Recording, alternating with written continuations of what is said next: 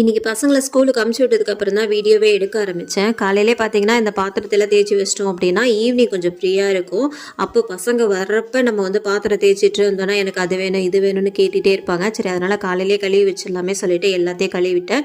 அப்புறம் போர்ட்டிகோவும் பார்த்தீங்கன்னா, ஒரு 2 வாரமாக கழுவவே இல்லை.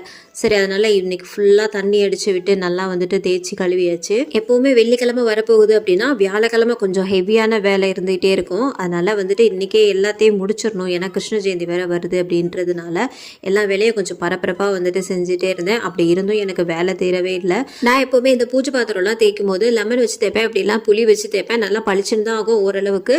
ஆனால் ஒரு 2 நாள்லேயே பார்த்தீங்கன்னா கொஞ்சம் கருப்பாகிற மாதிரி இருக்கும். எனக்கு அதில் அவ்வளோவா திருப்தி கிடையாது.